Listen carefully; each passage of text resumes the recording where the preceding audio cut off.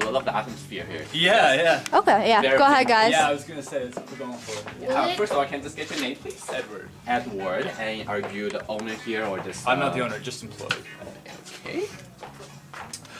We just want to find out a little bit about the people's taste of music and the way in which they make a purchase.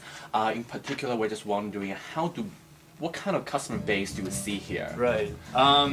You know, you can kind of get a vibe for that just by walking up and down this strip here. Yeah. But it's almost like a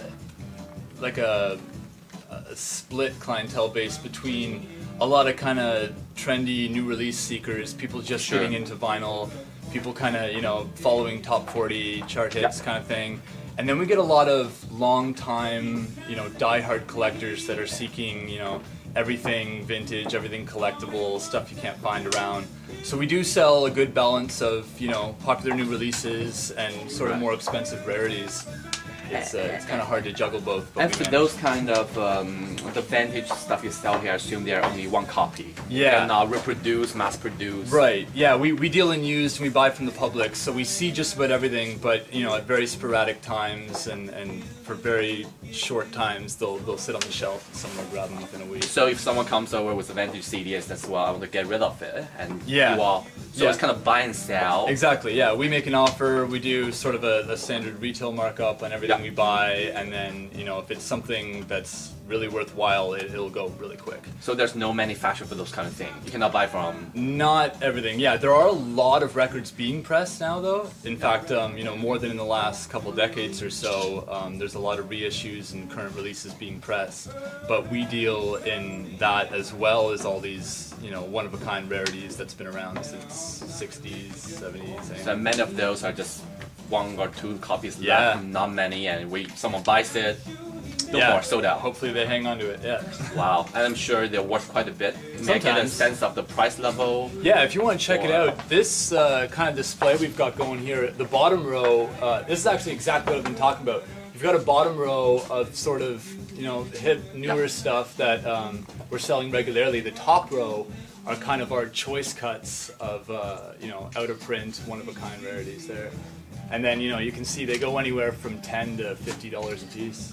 $15 piece. Yeah. The reason I noticed, well, at least people around our age, many people are using online sources to download their music, paid or unpaid, especially iTunes, HMV. So my question is, what's the advantage of coming here to buy a vinyl disc or records comparing to download it online? The neat thing is, with music going pretty, you know, untangible, there's a lot of digital stuff out there. It really also creates a need for something, you know, you can hold, something you can collect, and records are the perfect thing. You know, with a full-size artwork and you know, you can get gatefolds, you can get lyrics. There's really a need for this when all you have now is, you know, 1,000 albums in your pocket. Right. A lot of people who still really want a need for, you know, visual collection, records are a perfect thing. And are those music also available in a digital form as well? Not all of them, especially these old collectibles we've been talking about. That is the kind of stuff that would be at least really difficult. So if you want to listen to it, this is your only way. Yeah. No download available. Yeah, the beauty of this is, you know, a lot of these digital downloads tend to be done track by track, and the idea of an album as a whole has been lost in the last few years. No one kind of sits down and absorbs the flow of an album anymore. So with a record, you know, you've got two sides, you got to sit there for 15 minutes at a time and kind of take it in. Great. It's more of an experience with it, you know. Experience, not just the music you put on your iPod. I assume the typical consumer don't come here with an iPod or iPhone. I don't know, like me personally, I've been a record collector as long as I've been here, and I carry an iPod everywhere I go. Oh, okay. So there's, you know, there's always a need for both. You know, you can't carry a record player around when you're walking the streets. What's the age we're seeing people come here? Yeah, just about everything. What's really neat is we are seeing a lot of, you know, younger teens, anywhere from, you know, 13 and up, collecting records now. These tables behind you are all, you know, new. These are new release, like current manufactured turntables, and we sell one just about every day. I see you're also carrying the headphones here as well, players. Yeah. Great, great, great. And we noticed that there's a website here. We do? Yeah. So does that really drive traffic here as well? What role does the... I can give you a card here, and we've got a website, kind of gives the information on both locations. But we promote a lot of in-store performances and certain events that we have here as well. And so if people are regularly checking that website, you know, we had one yesterday actually. We had a performance in the store. So normally on the weekend, some musicians come here to perform, and those information are uploaded onto the website where people can check out what's coming up in the next few weeks. And I think we've got a Twitter account and like a Facebook page and stuff as well. Facebook. Have you ever thought you can YouTube, maybe recording some of the performance here? We do. They're all posted on the website as well. Oh, okay. There's like a video channel where you can see all our old performances. Okay. Great. Where would your performance be held? Yeah, I know. Good question. Yeah, here they're a lot more seldom than at the other store. We actually have a stage set up at the other store, like every day, and about once every 2 weeks or so, we clear it all out and set up their gear and do a show there. Here, I think all of this kind of just slides back a bit, and we set up a performance right at the front. I see. Kind of like this arcade bordered area here. Yeah. But yeah, it's only been done once or twice at this location because, you know. Do you sell your records online by any chance? We don't. No, everything's strictly done. So if they order online, you don't take online order. We're not going to ship it to you. Come here and pick it up. No, we really want the experience of bringing people in. You know, that's also lost with the digital age. There's no one actually. You don't feel that. You just click, pay by credit card, and you are receiving the mail. Yeah. It's a little different from the vintage feeling. Yeah. And what do you think defines the atmosphere of this store, the vintage feel? Besides the smell, the sound. Yeah, that's it. It's weird to kind of feel that we live in a time where a record store in general is considered vintage. But that's it. I guess, especially for a lot of older people, it would seem more of like a nostalgic feel of, you know, back in bring back their memory from childhood. Yeah, stores like this definitely don't pop up anymore. So it's a bit of a rarity that we were able to open this last year, you know.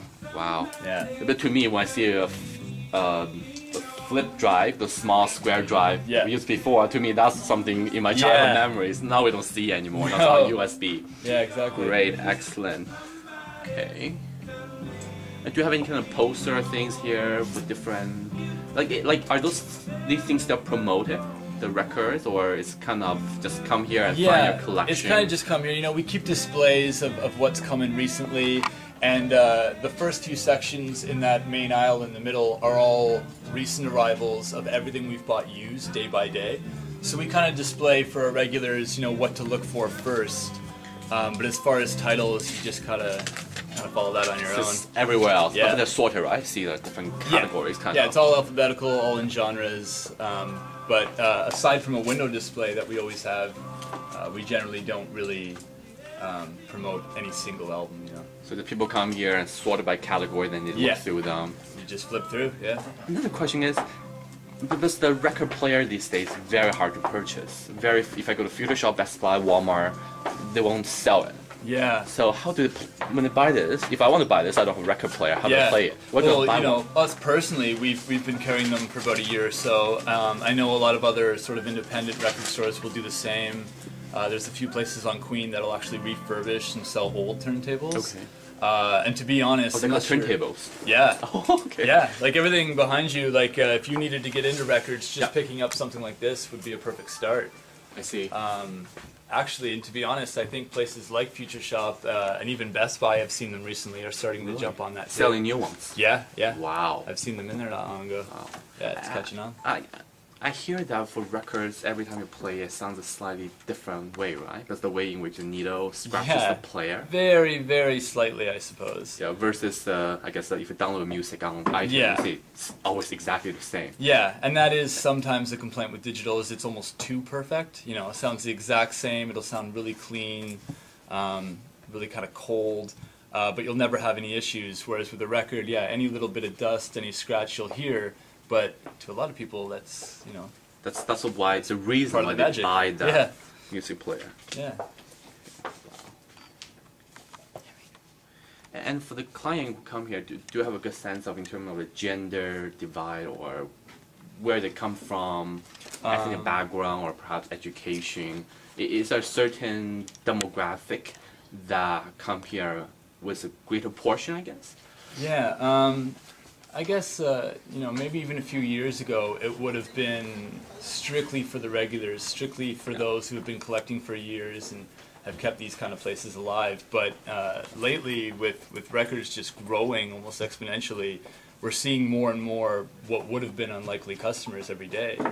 This place specifically is really catered to the locals. Like we do get a lot of Kensington Market. Yeah, a lot of them don't seem to shop very far outside of this area, so we get them very local. So they're walking, they live around here, and they probably don't drive. Yeah, and then this is a bit of a hot spot for tourists as well. So we do get a lot of travelers coming in. For sure, besides Chinatown, people like to come here. Downers then come here. Yeah, it's totally a novelty. And do you carry any international collection, if I may ask? Yeah, we do. That left-hand aisle, there's an international section right up the side. Just about any kind. And are they popular? These? Our other store deals quite a bit of them. This store, not as much. The younger generation doesn't follow it as much as some of the olders. But yeah, we do sell some. And I guess my last question is, what role do you see e-commerce, such as your website, Facebook, YouTube, or Twitter? How do you see them? How do they help the business to grow, or how do you attract people into the store? And how do you see them in the next few years? Like a lot of the social networking How stuff? are they utilizing in this business? Well, I guess almost for any business, it's really beneficial because, when you've got millions of people following certain websites every minute, any bit of advertising is really helpful. There is one employee here that kind of regulates all that stuff, and he's got hundreds of followers just checking everything he posts all the time. Wow. May I get a sense of the number of followers on Twitter? Oh, I don't know personally. I've never, I don't follow it myself. He'd be the one to ask about it, but I know that all it takes is, like a post that we're going to have a band in here, and within a day we'll fill this place. Fill this place? Yeah. And this doesn't seem like much, but the other store is quite a lot of people. Okay, well, thank you very much for your help. Really appreciate it. No problem. Thank you.